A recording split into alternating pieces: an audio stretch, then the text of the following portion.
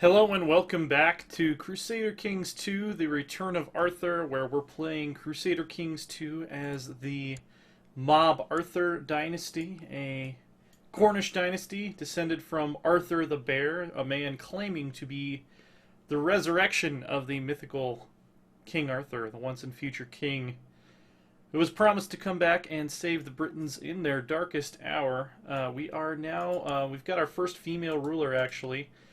And she came of age on the throne, which is always a good thing because, they're going to have, statistically at least, a longer reign, which is very nice. So Queen Gwencor, she's quick. She was a genius, but apparently the rowdy childhood trait gives you a chance to downgrade genius to quick, which doesn't exactly jive with, excuse me, the mechanics implemented for hereditary traits in Conclave, but not too worried about it. Anyway, the first thing we need to do here, it looks like, is find a suitable husband, and I've actually been thinking about... We've already said we're not marrying any Saxons, because that goes against the RP of pushing the Saxons out of Britain.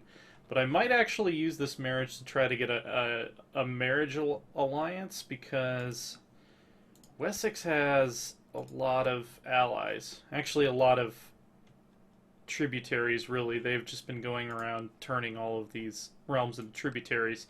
The good thing about that is that when this guy dies, he loses all of his tributaries, and I think that... So he has one alliance that's because of a betrothal, and I think all of his other alliances are due to these people being his tributaries. I wonder if we can actually look at... Or no, I want the diplomatic map mode.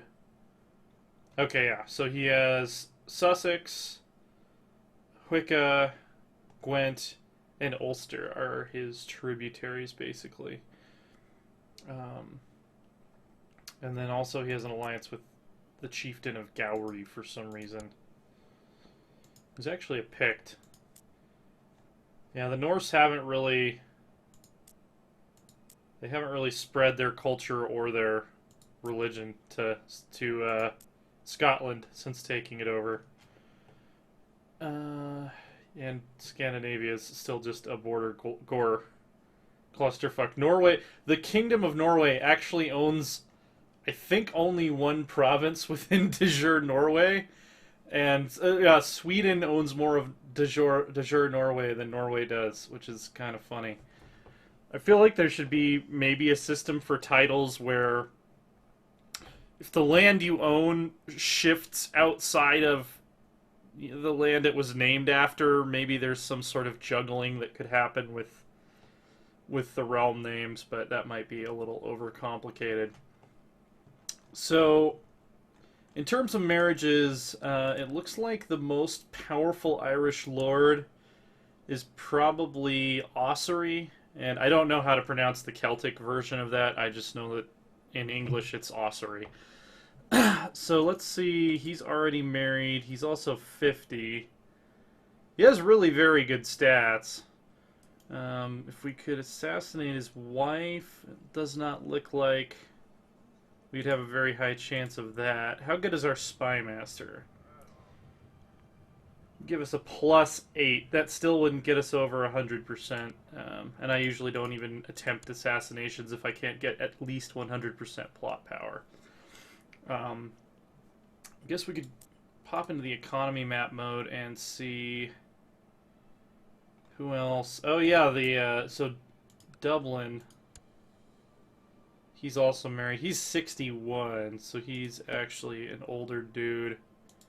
Maybe his son? He's also pretty old. He's 37. What about Chief of Ossory? He has no children. His heir is actually this guy, and will probably remain this guy, but he's already married and he's 44. Can we assassinate her? No, not a chance. Okay, well... There's the Britons across the sea, but they are divided into 3 single province counties. So that's not really going to help us. We can't really get a marriage alliance with the Vikings because they're currently of a different religion from us. So, and, well, Aztecs, I'm assuming Aztecs are still Aztec religion. Yeah, so that's not really a possibility. Maybe the Franks. Could we get a marriage alliance with the Franks? So Emperor Roger Carling. Of course he has a daughter. When we need him to have a son, he has a daughter. His heir is Duke Gargamel of Champagne. Apparently he's chasing some smurfs around the French countryside there. So we don't really have a lot of options to institute a strategic marriage here. The King of Leon's not unmarried by any chance, is he? Yeah, we don't really have a good chance of assassinating him either. His son is 5, so if we did a betrothal now, we'd lose out on like 11 childbearing years, which is not necessarily something I want to do. So, And of course our single vassal of count or higher is also a woman, so we can't just, marry her to make her happy. The year 863 AD was not that progressive, so she also has a lot of, she has like an even mix of really good and really bad traits. Luckily she's content. That's very helpful. Okay, so I guess that just puts a kibosh on that entire plan, and we're just gonna have to marry someone for stats. So we're gonna search all. We want men who are not married. My religion group. Adult is yes. I should write a mod where instead of, for the culture options, we can just put not Saxon, and it'll filter out all the Saxons. And Great House, yes. Actually, they don't have to be an adult. I would take like a 14 or 15-year-old as well. That quote's going to be used out of context. So, geniuses. Roggenpair. He is a Lombard. He's 10. That's a little young. The Commander of Gascoigne. He is a Hermeneld, and he's 18. And then there's also this Greek dude, but he's too far away. So I wonder if he would want to marry a queen. No, he won't. He won't accept a matrilineal marriage. Who? Why? Who are you? What's your dynasty? Are you so special? Huh? Oh, yeah, well, the Hermenelds are kind of important. What about... Yeah, the Greek guy's too far away, so let's try for quick. And we're going to sort by stewardship, because that is... If you didn't know, stewardship is really the most important stat for a spouse to have. This guy is gay, so he's going to have less chance of having kids, and he has abdominal pain. We don't know what that is, so we should probably be careful there. Munderic of Benevento. Oh, he's 30. That's a little old. Although we can always remarry if our husband dies. And he also has the double chin. We don't want to introduce that into our family line here. What about strong? Let's see if we can get some strong blood into the dynasty. Everybody who's strong has the rest of their stats are not that good. There's an Ethiopian prince here who's 14, which would be perfect, but he's too far away. That guy is a Saxon, so he's out immediately. Okay. This kid is 15. He's 1 year younger than us. He's got pretty good traits, and he's content. His stewardship isn't amazing. Yeah, let's arrange a betrothal. 300. Oh, wouldn't accept matrilineal. We might actually just have to use the character screen marriage button, which gives you way fewer options, but we'll see. Count of Adrianopolis. Evrod. He's 12. 13, but he's too far away. Alright, let's try this guy. And if they won't accept a matrilineal marriage, we're just going to have to do it the old-fashioned way. Okay. So, who would accept a matrilineal marriage from us? The commander of Burgos. We could marry our gay, attractive... I think he's like our uncle or something. He's like an uncle or a cousin. I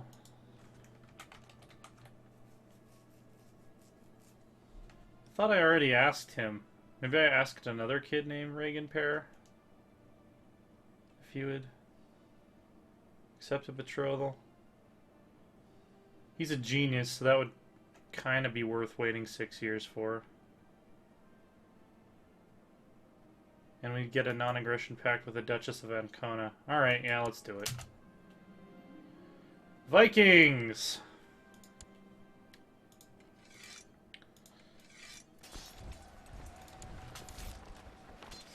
Alright.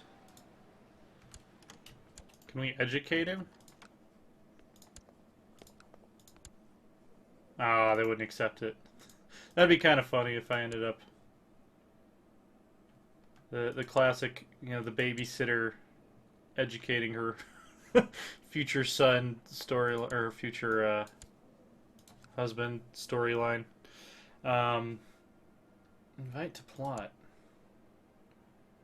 No, I don't know who that is. I don't know why I would want to kill them.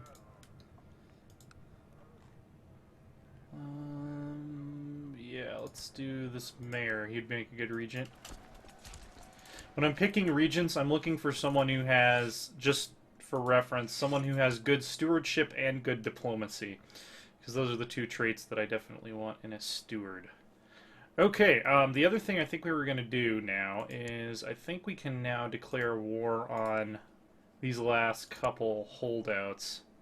He has no allies, and he doesn't have a suzerain, so he's going to be the easy one to take out. So let's go ahead and march on Purveyors. Purveyors, I believe is how you say that, based on the rudimentary Welsh lessons that I've been getting in the comments. I can actually lead the battle because I'm the queen. No one can tell me no. Hell yeah. Education focus. Timid, willful idolizer. So she would make a very good learning person. She can't actually become a priest because we don't have the gender laws for that, but she could raise the next generation of priests. Murdered on the orders of my kinsman. So I need a new spy master. Leo Vercio. He's done more for this family than almost anyone that has ever been in our service. Means he can't be a commander, though, because scheming is important. She's growing older. I can see that Gwenoret. This is my... She's a bastard of my dynasty. Whose is she, though? Is she like my cousin or something, I guess? Yeah, because I'm Caradix. Okay, yeah, so she's some level of cousin. Second, third cousin. She must learn on her own.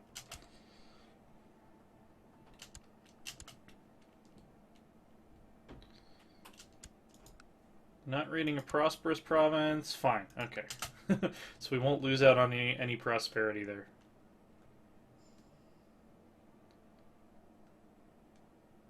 I guess since I'm not actually going to get married for 5 more years, I should have picked another focus And then picked up groom and heir when I actually do get married. But form an alliance. The King of Lombardy. I don't know if he'll actually be able to send help to us. And he's fighting Venice, but yeah, I'll accept that alliance. If anything, it will at least deter Wessex from getting any more ideas about offensive wars. We're having some trouble with one of your petty nobles who is living in Piedmont. His behavior being unacceptable would be quite an understatement, and I will have to take action soon. False accusations!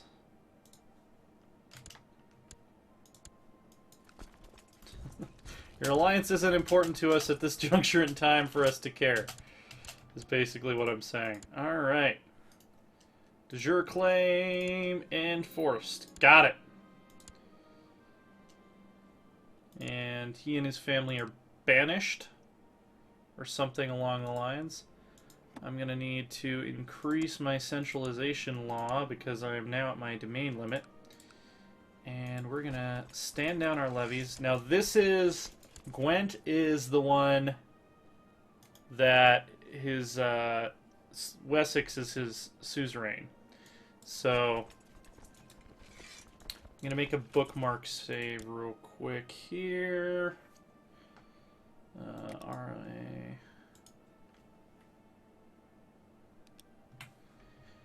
So if I declare war on him,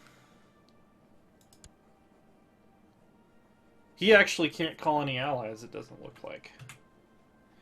We have enough to hire mercenaries if Wessex does become involved, so I think we can safely declare war.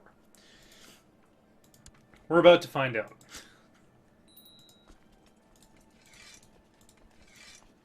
Also, why is there a title loss on succession?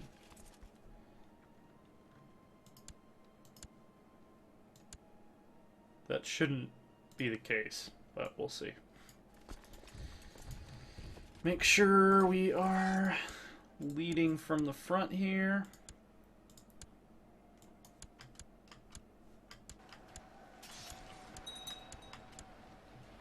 Okay, so they can call Wessex into the war.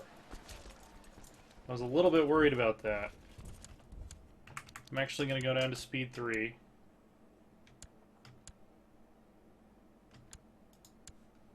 Oh, Wessex is being stomped on, though. He's in 3 wars at once. That's awesome.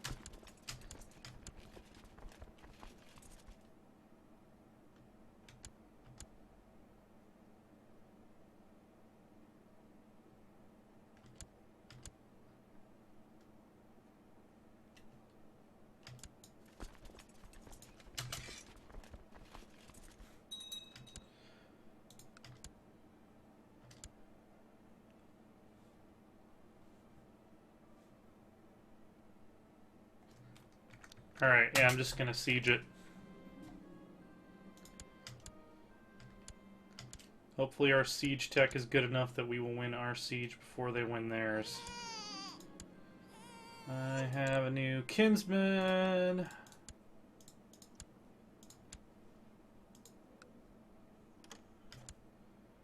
Call to arms.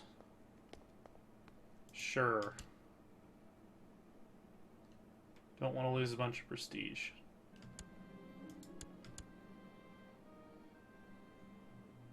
We have to win this siege. Can we assault the holding? Okay. That was worth it to save our capital.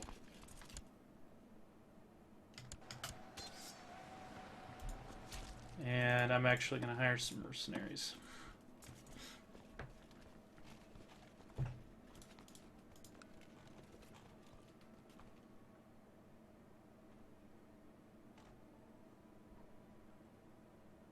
Let's just go for a cheaper mercenary band here. The Swiss band.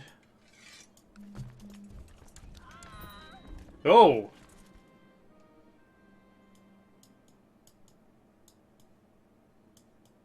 Well, that's not good. Died in battle at age 17. That really sucks. So my mother was actually the next in line, it seems like. So be it. Alright, well. I was apparently killed by this disfigured Saxon bishop. Alright, well, let's see what we can do with that.